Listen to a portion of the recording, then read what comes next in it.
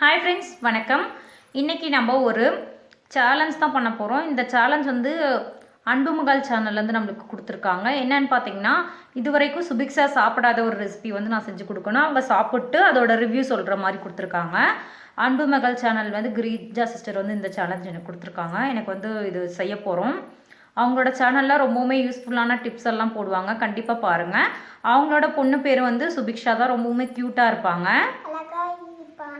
இன்றைக்கி வந்து அந்த சேலஞ்ச் வந்து நாங்கள் பண்ண போகிறோம். சேனல் இப்போ தான் ஃபஸ்ட் டைம் பார்க்குறீங்கன்னா சப்ஸ்கிரைப் பண்ணிக்கோங்க. பக்கத்தில் இருக்கிற பெல் ஐக்கானில் ஆளுங்கிறதே கிளிக் பண்ணி வச்சுக்கோங்க. அப்போ தான் எங்களோட வீடியோஸ் வந்து வரும். சுபிக்ஷா வந்து அதை சாப்பிட்டு பார்த்துட்டு உண்மையான ரிவ்யூ, அதோட டேஸ்ட் எப்படி இருக்குது அதெல்லாம் வந்து சுபிக்ஷா கொடுக்க போகிறாங்க. அதுதான் சேலஞ்ச். இப்போ நம்ம போய் செய்ய ஆரம்பிச்சிடலாம். கிச்சனுக்கு போய்க்கலாம். இன்னும் சாப்பிடாத ஒரு இதாக தான் செய்ய சொல்லியிருக்காங்க. அந்த மாதிரி சுபிக்ஷா வந்து இன்னும் சாப்பிட்டதில்லை. அதை வந்து நம்ம வந்து செஞ்சு கொடுக்கணும்னா அதை சாப்பிட்டு சுபிக்ஷா வந்து அதோட ரிவ்யூ கொடுக்குற மாதிரி சொல்லியிருக்காங்க. இப்போ வந்து கிச்சனுக்கு போய் செய்ய ஆரம்பிச்சிடலாம்.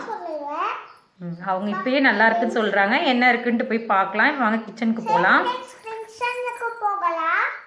நம்ம இன்னைக்கு சேனைக்கிழங்கு வச்சு தான் ஒரு குச்சி சிப்ஸ் மாதிரி செய்ய போகிறோம். இது வந்து ரொம்பவுமே டேஸ்ட்டாக இருக்கும், நல்லா கிறிஸ்பியாக வரும். இது பார்த்திங்கன்னா சுபிக்ஷா இன்னும் சாப்பிட்டதில்லை, ஆனால் ரொம்பவுமே டேஸ்ட்டாக இருக்குங்க. இதுதான் செய்ய போகிறோம். இது வந்து ஃபஸ்ட்டு அந்த மேல் தோலெல்லாம் எடுத்து க்ளீன் பண்ணிக்கோங்க. அந்த மண்ணெல்லாம் நீக்கிட்டு நல்லா இது போல் நீளமாக குச்சி மாதிரி கட் பண்ணி வச்சுக்கோங்க. நல்லா அலசிக்கோங்க. அதுக்கப்புறம் நான் வந்து லெமன் கொஞ்சமாக ஹாஃப் லெமன் பிழிஞ்சு வச்சுருக்கேன். ஹாஃப் லெமனும் உப்பு சேர்த்துட்டு நல்லா ஒரு தடவை ஊற வச்சு அதில் கொஞ்சம் தண்ணி, உப்பு தண்ணியும் அந்த லெமனும் சேர்த்து ஊற வச்சுருக்கேன். அந்த நமிச்சல் தன்மையெல்லாம் இருந்தால் போயிடும். அதுக்காக இப்போ இதெல்லாம் நம்ம ஒரு ஃபில்டர் பண்ணிக்கிட்டு ஒரு கிளாத் வச்சுட்டு நல்லா தொடச்சிக்க போகிறோம். நல்லா அந்த தண்ணியே இல்லாத நல்லா ட்ரை பண்ணிக்கோங்க. ஒரு துணி வச்சுட்டு நல்லா அதை வந்து தொடச்சி எடுத்துக்கோங்க ட்ரையாக. அப்படி இல்லைன்னா ஒரு டிஷ்யூ வச்சு கூட நல்லா இதை தொடச்சி எடுத்துக்கலாம். இதெல்லாம் பார்த்திங்கன்னா ஒரு பிளேட்டில் நான் அந்த மாதிரி சேர்த்துக்கிறேன். இதில் மசாலாஸ்லாம் நம்ம சேர்க்குறதுக்கு முன்னாடி ஆயில் வந்து ஹீட் பண்ணிட்டு வந்துடலாம். தேவையான பொருட்கள் சேர்த்துடலாம். இதில் இந்த அளவுக்கு இஞ்சி பூண்டு விழுது சேர்த்துருக்கேன்.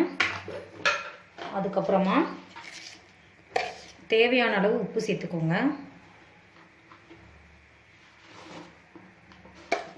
கொஞ்சமாக மஞ்சத்தூள் சேர்த்துக்கலாம்.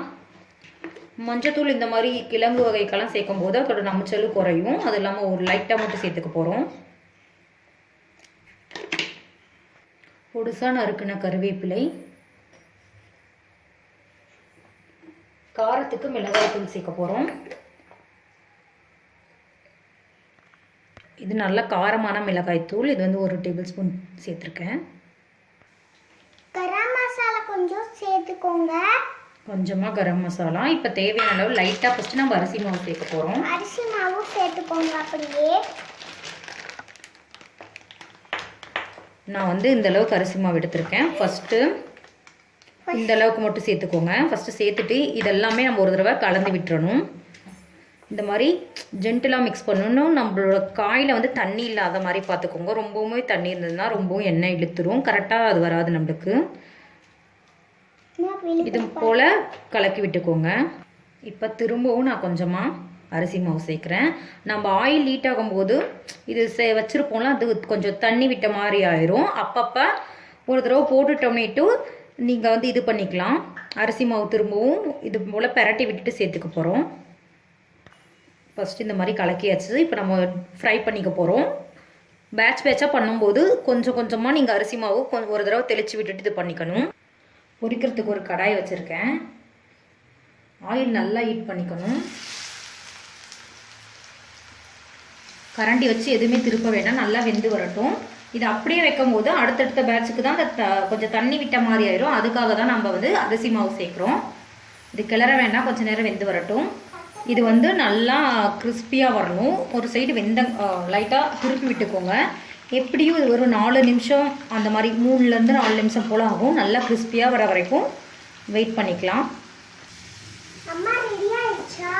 ரெடி ஆகிட்டுருக்கு தங்கம். இப்போ பார்த்தீங்கன்னா நல்லா இது பார்த்திங்கன்னா தெரியும், கிறிஸ்பி ஆகிட்டுருக்கு. இன்னும் கொஞ்சம் இதெல்லாம் கிறிஸ்பியாக விட்டுட்ருக்கேன். நல்லா ஒல்லியாக கட் பண்ணிக்கோங்க. அப்போ தான் நல்லா டேஸ்ட்டாக இருக்கும். ஆயிலில் போட்டோடனே கொஞ்சம் சுருங்கின மாதிரி ஆகிடும். இப்போ நல்லா கிறிஸ்பி ஆகிடுச்சு. அதை வந்து நான் எடுத்துகிட்டு நெக்ஸ்ட் பேட்ச் இதே போல் பொரிச்சு எடுத்துக்கிறேன்.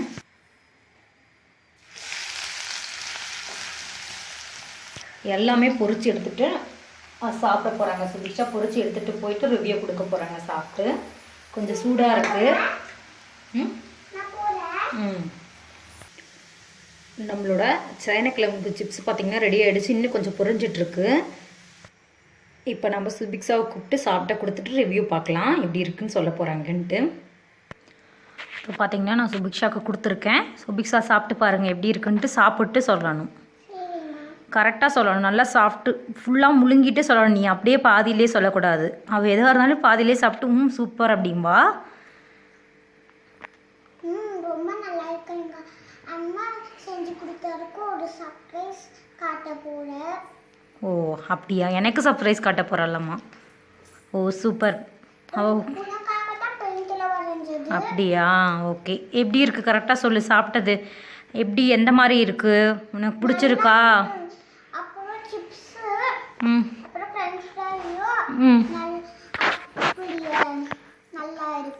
சிப்ஸு ஃப்ரெஞ்ச் ஃப்ரை அப்புறம் என்னென்னமோ சொல்லிட்டு இருக்க. சரி இன்னும் சாப்பிடு. ஒன்று தான் சாப்பிடு. சாப்பிட்டுட்டு சொல்லிட்டாங்க. அவளுக்கு பார்த்திங்கன்னா நாங்கள் எல்லாமே கொடுத்துட்டு தான் இருக்கோம். இது கூட பாவக்காய் சுண்டக்காய் இந்த மாதிரி எல்லாமே கொடுத்துட்ருக்கோம். இதுதான் அவள் சாப்பிட்டது இல்லை. ஏன்னா அதிகமாக நான் வாங்கி செஞ்சதில்லை.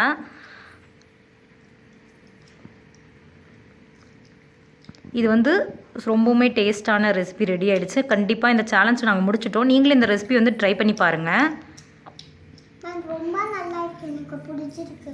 ரசம் சாதம், தயிர் சாதம் எல்லாத்துக்குமே ரொம்பவும் நல்லாயிருக்கும். சும்மா அப்படியே சாப்பிட்றதுக்கும் ரொம்பவுமே டேஸ்ட்டாக இருக்கும்.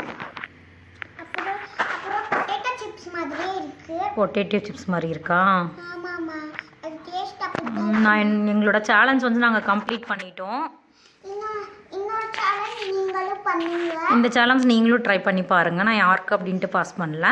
அவ்வளோதான் ஃப்ரெண்ட்ஸ். வீடியோ பிடிச்சிருந்தா லைக் பண்ணுங்கள். யூஸ்ஃபுல்லாக இருந்தால் ஃப்ரெண்ட்ஸ் அண்ட் ரிலேட்டிவ்க்கு ஷேர் பண்ணிக்கோங்க. எங்களோட வீடியோ வரும். தேங்க்ஸ் ஃபார் வாட்சிங். Thank you so much. Bye. Bye friends.